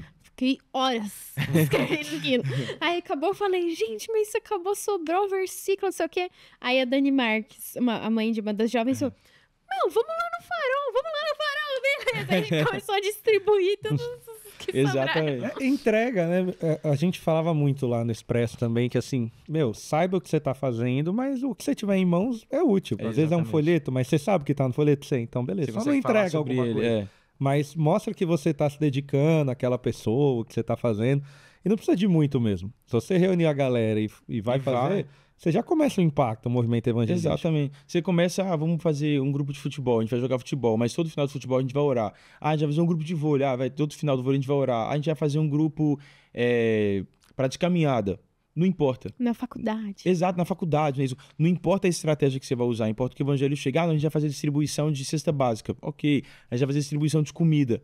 Mas todas essas oportunidades que você cria, que na verdade que são criadas, que você usa para poder pregar o evangelho. Porque eu gosto da versão King James que vai dizer em Marcos 16:15 que eles ordenou, enquanto vocês estiverem indo pelo mundo, prega o evangelho. Ou seja, enquanto você vive a sua vida, enquanto você pega um Uber, vai de um lugar para o outro, enquanto você vai para situações, você prega o evangelho. Sim. Então, assim, não é esperar, tipo, eu preciso de um grande movimento, eu preciso de muitos jobs. Não.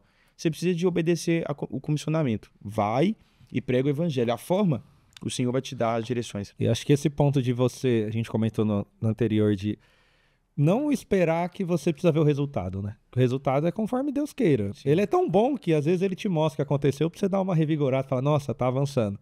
Mas eu lembro, eu vivi meu ensino médio, vivi na ETEC porque na minha época o técnico e o médio era separado, então, eu chegava às 7 da manhã e ia embora às 6 da tarde. Então, morava na escola. E eu lembro que lá no terceiro ano a gente começou um PG meio tímido lá, assim. Começamos a ver que tinha mais crentes, eu tava um pouco mais crente já no terceiro ano. Então a gente reunia ali uma vez por semana, lia um texto, tocava um louvor, tinha uma banda da escola que não era de crente, mas aí eu já aproveitava esses caras e a gente ia lá. Mas, tipo, sei lá, terminei, pra mim foi isso. A gente conversou entre 5, 6 pessoas, falava de Jesus, o diretor liberou uma sala, tava certo. Mas tinha gente do segundo e primeiro ano que fazia. Sei lá, tipo, 6 anos depois, tinha uma jovem da minha antiga igreja que tava lá. E ela falou, não, existe um pequeno grupo.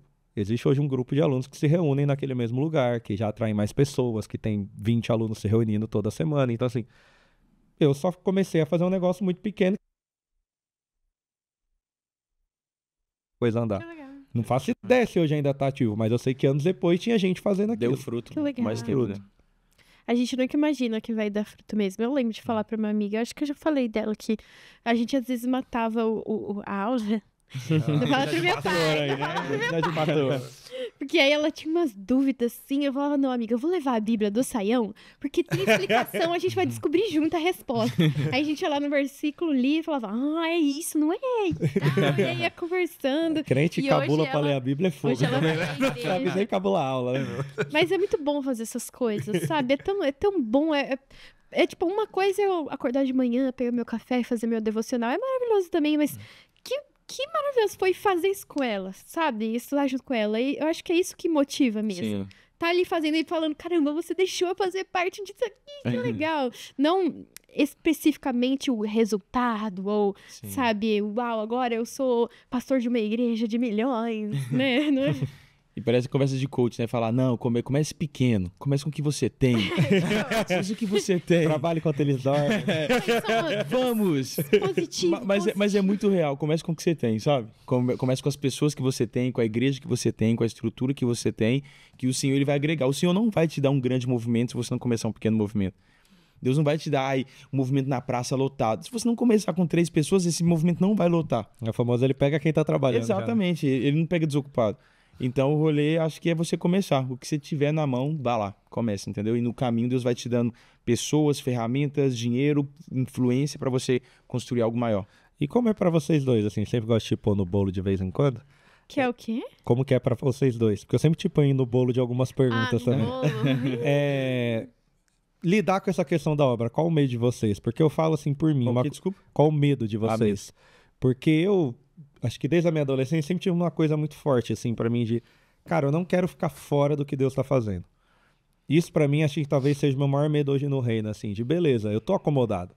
Então, pode ser que Deus esteja fazendo as coisas e eu tô tão acomodado que eu não sou mais tão útil, porque tá confortável aqui pra mim. Vocês como lidam com isso quando olham pro ministério, pra vocação de vocês? Porque acho que E aí eu vou muito no que os pastores lá dizem o pastor também muitas vezes vem para trazer o caos para a igreja. Tá todo mundo muito bem, então vamos causar caos para que vocês se mexam. Porque eu me vejo, vira e mexe nisso. Nossa, tá tão legal agora na igreja, tá muito boa a minha vida. E aí eu sempre vejo que Deus mexe tudo porque eu acomodo e eu sei que eu vou ficar fora da obra porque eu fico muito confortável quando as coisas estão bem. Eu acho que se a gente estiver disposto a ser trabalhado, sempre vai mudar, né? Eu acho que ter ido pro Piauí quando eu era adolescente Que me baita fez mudança. entender isso, sabe? Antes Grande eu tinha medo. metrópole de corrente. Eu vou perder o namorado. Porque não é a mesma casa. Eu gosto dessa casa. Porque eu gosto dessa igreja. Vou comer calango. A gente teve que ir pro Piauí fazer. E tinha um ninho de Olha lá, calango. criava. Do lado do cachorro tinha um calango. Nossa, um dia, o rabo é gigante, né, do calango mãe. E aí ele tava lá saindo, todo mundo, meu Deus, tem uma cobra, não sei o quê. Um Aí o vizinho dinossauro falou, ali. tem ninho aí, né? Só que ele tava falando ninho de calango, não de cobra. Aí meus pais já ficaram, meu Deus, aí chamaram o cara da igreja. Aí era um ninho de calango, mas tava tudo bem. O calango comia barata, então também. É ótimo. Controle de pragas, né? Até porque não tinha onde comprar veneno e tal. Isso aí, Então tá era, certo. era isso, era o calango. Em São Paulo é Até lagartixa, esqueci, mais tranquilo. Não, mas tava falando que aí a missão me ajudou a ir pra missão forçada, porque quando eu era adolescente eu não queria ir. Me mostrou isso, que tipo, não é tão ruim a mudança quando você vive com Cristo. Essa mudança vai acontecer. Então assim, ou você se acostuma, porque você nem sempre vai estar na melhor cama ou na melhor casa onde você queria estar. E vai ser bom servir ele onde ele colocou você, entendeu? Tipo, eu tive que aprender na marra que, querida, não. Só vá, você vai. Dá uma segurada aí. Eu acho que pra mim é confiar, na verdade, quando Deus desfaz nossos planos, sabe? Porque a gente tem planos tão bons, assim, aparentemente. Deus, Aí só fala, aí, é Deus, só cumprir. Deus quer só você fazer desse jeito aqui que não Já tem tá erro. todos os E aí cálculos. Deus vem, tipo, mudando tudo, Deus vem desorganizando. Você fala, não, Deus, essa conta não vai bater, tá muito bagunçado isso, não vai dar certo. E aí confiar, tipo, que os caminhos deles são de fato mais altos. Confiar que a visão dele de fato vê o que eu não vejo, que ele tá acima dos meus pensamentos, sabe? Esse pra mim acho que é o meu maior desafio, assim. E meu maior medo, eu acho que é chegar no final da vida e olhar pra trás e ter muitos arrependimentos daquilo que eu poderia ter feito pra Deus, sabe? Já ter uma maturidade maior, falar, eu poderia ter gastado minha vida, minha energia nisso. Quantas pessoas eu deixei passar. Exatamente.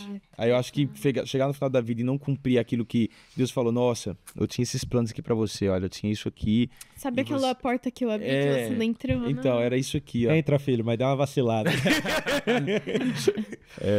Sabe que uma coisa curiosa que eu vi aqui no perfil dele? Pode falar, Você expose it. participou do The Wall, né? Pra falar da missão? Como que Sim. foi? Então, eu tinha acabado de entrar pro Jocum 2023. 23. E aí eu tava fazendo a primeira escola, né, que é TED. E aí eu recebi uma mensagem, na verdade perguntando assim, olha, você tem algum projeto, alguma coisa que você gostaria de apresentar? A pessoa apresentou, falou que a produtora da Globo, que não sei o que, isso eu tinha, eu falei assim, pra cima de mim, O golpe Globo, tá aí, cai quem quer, né? Eu falei assim, tá, me chama no WhatsApp. Aí passei o WhatsApp lá e me chamou. E aí perguntou se eu tinha algum projeto, alguma coisa que eu queria apresentar. Na mesma hora veio o tio Pedro, que eu já conheci esse projeto com as meninas em condição de prostituição. Aí eu falei, vai precisar de mexer na casa, que não sei o que e tal. Aí eu falei, tá. Falei, tem um projeto. Aí eu conversei com o tio Pedro, não sei o que, vamos apresentar esse projeto aqui. E aí apresentamos o projeto. Apresentamos, aí teve uma mini seletiva assim, a gente passou. E aí a gente foi e falou do projeto. E foi para fazer uma grana justamente para casa que tem em Belo Horizonte, também trocar o carro do projeto, fazer algumas coisas que a gente tinha planos para fazer, né? E para o Ministério, de forma geral, muitas outras frentes que o Ministério tem. E foi isso, e foi uma experiência assim que o Senhor usou, na verdade, muito para falar comigo que ele não precisava de mim, porque quando eu fui para a missão, eu abri mão do contrato com a gravadora, abri mão de muitos sonhos que eu tinha e eu achava que eu precisava de estar naquele lugar, com aquelas pessoas, fazendo o que eu achava que era mais importante para Deus fazer se cumprir o que ele queria. E ele falou, mano, não preciso de você não. Eu não preciso da sua influência, não preciso do que você sabe fazer, não preciso dos seus contatos. Eu te acho onde eu tiver que te achar, eu faço o que eu tiver que fazer, entendeu? E se eu quiser que você faça, você vai fazer. E aonde que eu imaginava, tipo... Eu jogo você lá no caldeirão do... Do nada. Tipo, um domingo era se for olhar o horário mais nobre, assim, da TV, tipo... Do nada, tava eu lá. Entendeu? E como foi participar? Porque tem umas perguntas, né? E você joga a bola lá. O que é isso? Aí tinha o Yohanan, que ele é filho do tio Pedro. Aí, no caso, ele foi para as perguntas e eu tinha só que saber o que ele sabia em relação à matéria e fazer as apostas no palco, assim, e apresentar um pouco do projeto e tudo mais. Então ele foi para responder as perguntas, só que ainda assim eu errei uma pergunta. E era pergunta relacionada à música. Aí o Luciano falou assim... Nossa, ainda não sou! Você é músico? Eu falei assim... Eu lembrava meu nome. Quem eu sou, assim? Aí ele, você é músico? Eu falei, sou? E aí era um negócio de lá... Era tipo... agora vai ficar nervoso de novo, ó. Dó, ré, mi, fá, sol, lá, si. Lá, si. É isso? É. Só que aí eu troquei, tipo assim, eu não vou saber lembrar Não qual. Não acredito que era eu isso. Eu troquei, era isso. Porque as cinco primeiras perguntas eram idiotas, assim, eram tipo... Era um trem assim. Tem alguém atropelado, mas o que acontece? Não, vou mais julgar. Eu apertei errado por quê? E o Hanan falou comigo assim, Não. ele falou comigo assim, lá, que era a nota lá, só que na verdade eu acho que era a da pergunta lá, né? Aí eu falei, se ele falou, ele veio pra responder. Eu não vim pra pensar aqui. Aí eu apertei. Só que, tipo assim, eram 5 primeiras perguntas. Eram perguntas, tipo assim, o copo é redondo ou é quadrado? Sabe? E aí, pior que ele falou, eu falei, nossa, mano, não acredito nisso. Mas, tipo assim, mas foi bom. Foi boa experiência. Você não dá outra chance, né? Cara, errou isso aqui. Mas eu não tava muito nervoso, assim. Mas sabe quando você entra, assim, programado? Eu tenho TDAH, tipo, tava no foco. Eu tava no meu hiperfoco, assim. Tipo, eu vim pra isso. Então eu tava focado no que eu tinha que Nunca fazer. foi tão focado na vida. As perguntas eram com ele. Então, tipo, eu só olhar pra ele aí, qual que é? E apertar. E pior de tudo, que a mão dele no negócio, no sensor lá não tava dando, só a minha. Então eu fiquei responsável na hora por apertar, entendeu? Eu fui lá e apertei. Bah. Errar logo a de música é sacanagem. Mas aí no final vocês conseguiram arrecadar um valor pra a gente conseguiu abençoar 190 e poucos mil e foi uma benção, assim. Que top. Pro projeto, pra tudo que a gente precisava de fazer. E também tudo que Deus fez, né? No sentido do programa em si. Igual, pra mim, assim, pras pessoas, não sei a relevância, o que isso acontece, mas pra mim foi relevante no aspecto de Deus me mostrar. Eu te coloco aonde eu quiser. Aonde eu quiser eu te coloco. O que eu quiser fazer eu faço. Eu não preciso que você bajule ninguém, não tô falando de ser educado, sim. Network, de ter contato, nada disso, mas no sentido de ficar, você tem a porta que eu preciso. Não, Deus tem a porta que eu preciso. E se ele tiver que me conectar, ele vai pegar seu coração, que não gosta de mim, e vai fazer você abrir a porta pra mim. Você tomar vergonha na tua cara. Exatamente. Então, assim, foi uma parada bem surreal, assim, do que Deus fez. E agora, como é que você tá pensando no campo missionário? Já tem ideia pra onde vai? Já vai pra aquele lugar que Deus sonhou? Fala, não, acho que tem uns preparos aí no fazendo terapia, calma.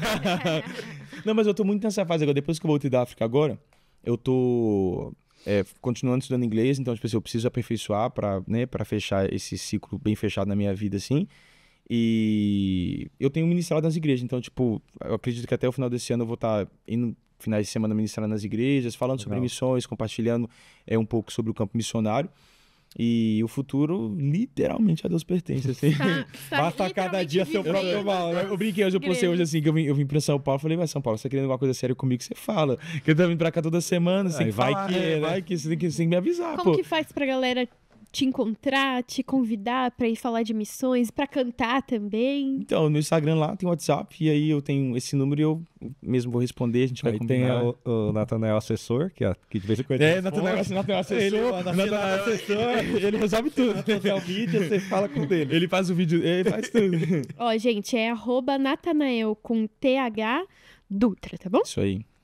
E Dutra sem o L, né? Não sei, é só Dutra. Vai que Dutra, D-U-T-R-A. Aí, ó, tá na tela. Grande Giovanni. Aí, ó, muito bom. E aí lá tem sua Linktree, né? Que tem várias infos e o número de contato que ele mencionou também. Isso aí. Então agora é se preparando, né? Para o campo missionário. É bom quando a gente traz missionário aqui, né? Bastante tapa na cara, né? Não, missionário assim, é sempre assim, vai ter muita história, a gente vai falar de muita coisa, vai ir, entendeu? Vai dando assunto no assunto. Vocês são crente não, né? Exato. O último, o Abdullah, né? Que falou, não entendo esses caras que querem ir pro campo missionário, mas nunca nem leram a Bíblia inteira. Eita, então essa pedrada aí, quer ir pro campo. Então já saiba que você precisa ter lido a Bíblia inteira. É bom buscar apoio e que você vai sofrer bastante. Mas ora para não ser um missionário que sofre tanto. E encontre uma igreja que vai te acolher, né, emocionalmente, vai te ajudar financeiramente, tem tudo isso. A gente tem falado bastante sobre missões na igreja, né? E muitos jovens têm se interessado.